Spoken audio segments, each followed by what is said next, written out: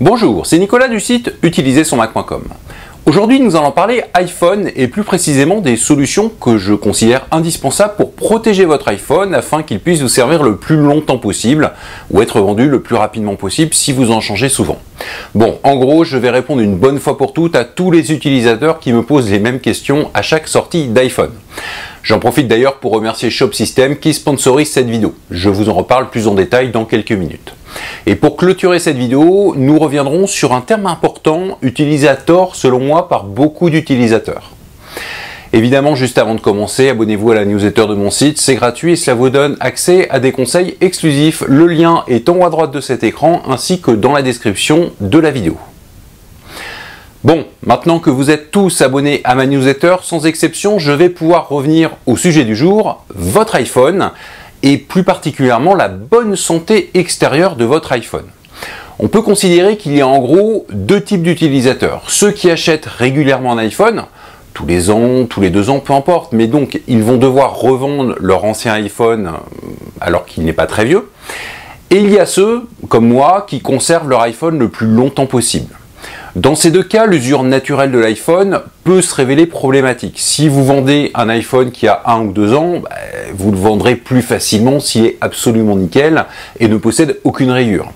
A l'inverse, si vous le conservez le plus longtemps possible, du moins tant qu'il vous permet de réaliser les tâches que vous lui demandez, il vaut mieux également qu'il reste dans l'état le plus impeccable possible. Pas pour le revendre le meilleur prix possible, puisque si vous le gardez par exemple 8 ou 9 ans, il ne vaudra clairement plus rien à la fin, mais tout simplement pour qu'il puisse fonctionner correctement jusqu'au bout.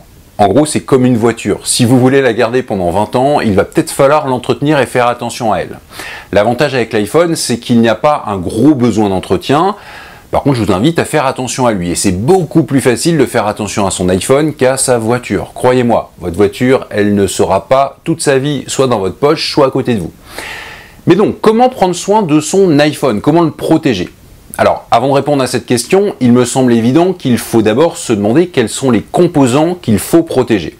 En gros, qu'est-ce qui peut tomber en panne? Qu'est-ce qui peut se casser? Et qu'est-ce qui peut s'user? Alors, les réponses sont assez simples. Pour les pannes, ce sera surtout la batterie. Et pour la casse et l'usure, principalement l'écran, l'arrière de l'iPhone et éventuellement les appareils photo. Ouais, on les oublie souvent, ceux-là. Je rappelle qu'une simple petite rayure au milieu de votre objectif va gâcher l'intégralité des photos que vous prendrez avec. Pensez-y. Mais donc, pour la batterie, je passe très vite. Dans les réglages de votre iPhone, vous avez un onglet batterie, avec son état de disponible. Tant que vous êtes à plus de 80%, ce n'est pas la peine de la changer et de façon générale de vous inquiéter. Par contre, le mieux, ce serait que la capacité maximum passe sous la barre des 80% le plus tard possible. Et ça tombe bien, il y a plusieurs conseils que j'ai déjà donnés pour augmenter l'espérance de vie de votre batterie. Je ne vous les redonne pas ici, ils sont dans cette vidéo, donc son lien est en haut à droite, ainsi que dans la description de la vidéo actuelle. Allez faire un tour si vous n'avez pas déjà étudié mon dossier spécial autonomie. Mais donc là, j'ai traité l'usure, la panne d'un composant, en l'occurrence la batterie. Maintenant, occupons-nous du gros morceau, la casse ou même les rayures. Alors, vous êtes beaucoup à me demander chaque automne, en gros à chaque sortie d'iPhone, si j'ai une coque, comment je fais pour mon écran, etc. Donc je réponds à tout le monde une bonne fois pour toutes. Pour limiter cette potentielle usure ou casse, eh bien c'est simple. Il y a ce qui est à mes yeux le duo gagnant, le verre trempé et la coque. Donc oui, comme vous êtes beaucoup à me le demander, j'ai une coque sur mon iPhone et j'ai aussi un verre trempé. Concernant la coque, vous êtes beaucoup à penser qu'elle va obligatoirement dénaturer le design de votre iPhone. Je sais que c'est la crainte d'une bonne partie des utilisateurs qui n'en ont pas. Mais regardez, j'ai en ce moment même sur mon iPhone une coque ultra fine. Elle vient de chez Shop System, qui est le sponsor de cette vidéo. Et franchement, les cours de mon iPhone 13 mini ne sont pas du tout dénaturés. Et la prise en main non plus. Donc il n'y a aucune raison de ne pas protéger votre téléphone si votre crainte est de ne plus avoir les mêmes sensations dans vos mains. Et j'insiste là-dessus. Ce que vous avez sous les yeux, c'est la coque que j'ai achetée fin 2013 pour mon iPhone 5. Alors, je sais qu'à l'époque, toutes les coques n'étaient pas aussi imposantes que celle-ci. Je précise d'ailleurs tout de suite que c'est une coque faite pour se visser sur le guidon d'un vélo. J'ai d'ailleurs plusieurs fois oublié de la visser et c'est pour cela qu'elle est dans un sale état. Mais elle a toujours fait son job, mon iPhone n'a jamais eu de problème lorsque je l'utilisais. Évidemment, à l'époque, la plupart des coques étaient beaucoup plus petites que celle-ci, bien entendu. Vous avez bien compris que cet aspect massif et pas très beau était juste là pour pouvoir faire du tout-terrain avec le téléphone sur le guidon. Mais que ce soit ce genre de coque, j'ai envie de dire blindée, ou celle dont le but était juste de protéger des rayures et des petits chocs, dans l'inconscient collectif, une coque, même sans aller sur le cas extrême que vous avez sous les yeux, c'est souvent un objet qui déforme l'iPhone. Et c'est pour casser cette idée reçue que j'ai accepté la proposition du sponsor de cette vidéo. Pour aller plus loin sur Shop System, c'est une marque française et ils réalisent des coques fines et minimalistes depuis 2008. Donc ce ne sont pas des débutants et ils ont une bonne réputation en matière de coques pour iPhone. J'en ai d'ailleurs testé plusieurs, je ne peux que constater que le souci du détail est élevé et ces produits sont vraiment de qualité. Pour la voir de plus près, ça c'est la coque originale que je viens d'enlever de mon iPhone. En fait, c'est la coque la plus fine du monde. Elle fait 0,33 mm, ce qui explique que je puisse conserver les courbes de mon iPhone tout en le protégeant des rayures et de l'usure quotidienne. C'est la coque best-seller de Shop System et elle existe évidemment dans plusieurs coloris. D'ailleurs, elle a un côté mat que j'adore. Si vous ne la voulez pas en couleur, vous avez l'autre best-seller de Shop System qui est la coque Phantom, qui a les mêmes caractéristiques que l'original, mais en étant transparente et avec une texture lisse. Si vous voulez encore plus de protection, vous avez la coque Invisible qui est un très bon équilibre entre finesse et protection. Elle permettra d'avoir une protection optimale contre les chutes. Et si, comme moi, vous avez besoin certaines fois d'être très rassuré, vous avez la coque Dana qui est une coque anti-choc de 1 mm et qui a une capacité d'absorption des chocs jusqu'à 2,50 m. Idéal pour moi dès que je suis sur mon vélo. Si mon iPhone devait tomber de ma poche pendant que je roule, les risques seraient limités. Et quand je dis limité, c'est vraiment limité puisque j'utilise également un verre trempé pour éviter toute mauvaise surprise sur mon écran en cas de chute. En gros, le verre trempé, c'est un verre très résistant, beaucoup plus que l'écran de votre iPhone, et vous allez justement le coller sur l'écran. Le but avec ça, c'est évidemment d'éviter les petites rayures inhérentes à l'utilisation d'un smartphone, mais aussi et surtout d'éviter de casser votre écran, par exemple en cas de chute. Bien entendu, un bon verre trempé ne gênera pas la vision de votre écran et je précise d'ailleurs que cela n'a rien à voir avec la petite protection plastique que certains ont peut-être mis sur leur smartphone à la fin des années 2000. Le but du verre trempé, c'est de prendre les chocs à la place de l'écran tout en étant plus solide que ce dernier. Donc, s'il y a vraiment un gros choc, ce qui arrivera dans la plupart des cas à ce moment-là, c'est que le verre trempé va éclater, mais pas l'écran. Donc, entre devoir payer quelques dizaines d'euros pour acheter un nouveau verre trempé de qualité en remplacement ou faire changer l'écran de mon iPhone, c'est pas le même prix. Et en plus, pour le changement de l'écran, la plupart d'entre nous n'allons pas le faire nous-mêmes, donc l'iPhone sera immobilisé pendant un certain temps. Conclusion, mettez un verre trempé sur votre iPhone s'il n'en a pas déjà un. Donc vous avez tout ce qu'il faut chez Shop System pour conserver un iPhone nickel, soit pour le revendre le plus facilement possible chaque année ou tous les 2-3 ans, soit si vous êtes comme moi pour le faire durer le plus longtemps possible. Les coques originales et Phantom seront ultra fines et éviteront à votre téléphone des rayures et l'usure classique d'un téléphone non protégé. La coque Invisible aura une protection optimale contre les chutes et la coque Dana sera carrément anti-choc et vous permettra de profiter de toutes vos sorties sans craindre d'emmener votre iPhone partout avec vous. Et bien entendu, les verres trempés que propose Shop System matcheront parfaitement avec leur coque. Bon, vous trouverez bien entendu d'autres accessoires très sympas chez eux, par exemple des protections de caméra que vous avez peut-être remarqué sur mon iPhone. En cas de mauvaise chute, je préfère changer une protection de caméra que l'appareil photo de l'iPhone. Si vous voulez protéger votre iPhone, c'est le moment. Shop System offre 10% de réduction sur votre première commande en utilisant le code promo « Utilisez son Mac ».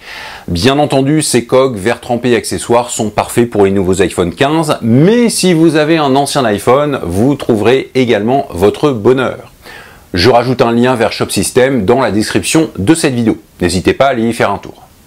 Bon, en principe, j'ai répondu à toutes les questions que l'on me pose sur comment je fais avec mon iPhone. J'ai abordé uniquement le côté prévention parce qu'en le mettant en pratique, on n'a en principe pas besoin d'aller au-delà, sauf pour faire changer une batterie.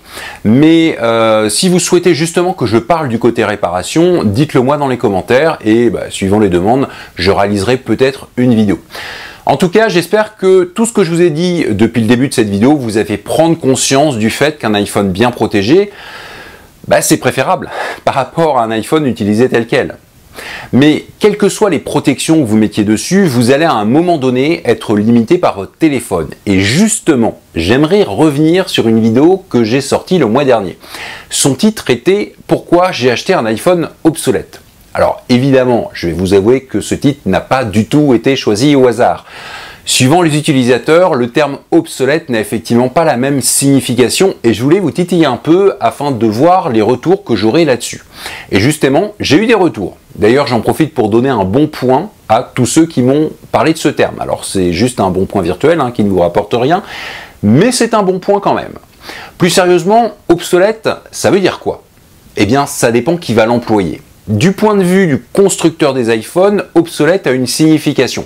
En fait, pour Apple, il y a en gros 3 états pour ces produits d'un point de vue support. Supporté, ancien et obsolète. Je précise tout de suite qu'en anglais, ancien, ce sera vintage. Mais donc, ces 3 termes désignent une différence de statut. Différence très simple. Les produits passent de supporté à ancien lorsqu'ils ne sont plus fabriqués depuis 5 ans. Donc plus fabriqués veut dire qu'ils ne sont plus vendus par Apple, et je précise bien par Apple. Je rappelle que lorsqu'Apple arrête de vendre des produits, eh bien ces derniers peuvent continuer à être vendus pendant quelques mois, voire quelques années par d'autres revendeurs. En tout cas, si Apple ne vend plus un produit sur son site internet depuis 5 ans, et je ne parle pas des produits reconditionnés, dans ces cas-là, il passe de supporté à ancien. Cela veut dire qu'Apple ne fabriquera plus de pièces détachées pour les réparer, mais qu'il y a des stocks de ces pièces et que vous pouvez le faire réparer en cas de problème dans la limite des pièces détachées présentes dans les SAV agréés Apple. Au-delà de 7 ans, après la fin de la commercialisation d'Apple, le produit passe de ancien à obsolète. Et plus aucun SAV ne sera possible, du moins dans le réseau officiel d'Apple. Et ça, c'est important.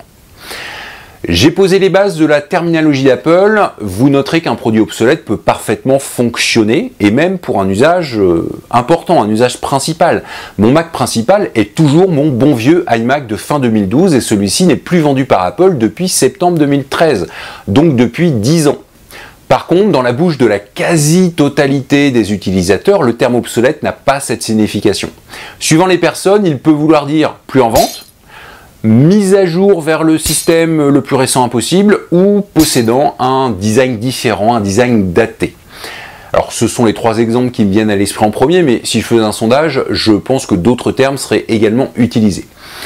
Et justement, puisque l'on parle de ces 3 termes, eh bien, je vous encourage à ne pas utiliser le terme obsolète dans ces cas-là. Si un iPhone n'est plus en vente, peut-être qu'un effet de mode amènera pas mal d'utilisateurs à le critiquer, mais il est parfaitement apte et opérationnel à faire tourner n'importe quoi, si c'est par exemple le modèle de l'année précédente. Si l'iPhone ne peut pas recevoir la toute dernière version d'iOS, pareil.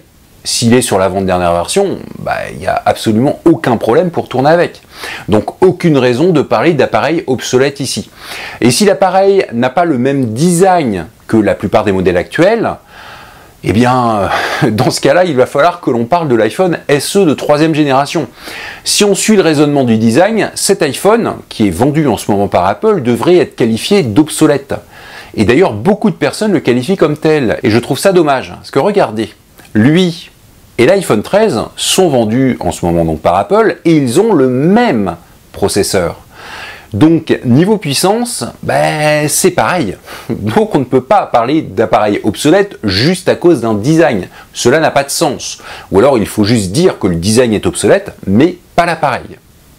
Après, tout cela n'est que mon avis, mais attention quand même aux mots que vous utilisez. Pour moi d'ailleurs, si je devais utiliser le terme obsolète, et pas juste pour avoir vos réactions suite au titre de ma vidéo, ce serait pour qualifier un appareil qui fonctionne peut-être, mais qui ne permet plus de faire grand-chose. Typiquement un iPhone suffisamment ancien pour être équipé d'un système trop vieux pour pouvoir télécharger la plupart des apps présentes sur l'App Store. Et encore, cette définition est subjective puisqu'elle dépend de l'utilisation que l'on en fait. Bref, ne jugez pas un appareil par rapport à des critères qui n'y incluent même pas son utilisation. Et n'oubliez pas que chacun a une utilisation différente de ses appareils, iPhone, Mac ou même des produits non Apple. Bon, ce sera le mot de la fin. Comme à chaque fin de vidéo, je vous invite évidemment à la partager au maximum autour de vous et à mettre un petit pouce vers le haut si vous l'avez trouvée intéressante. Abonnez-vous à ma chaîne YouTube et à la newsletter de mon site. J'offre gratuitement aux abonnés de ma newsletter des conseils exclusifs qui ne sont disponibles ni sur le site utilisersonmac.com ni sur la chaîne YouTube correspondante. Si vous ne vous abonnez pas, votre iPhone risque de sauter de la table et de s'écraser par terre. Bon, plus sérieusement, je vous donne rendez-vous pour une prochaine vidéo. À très bientôt.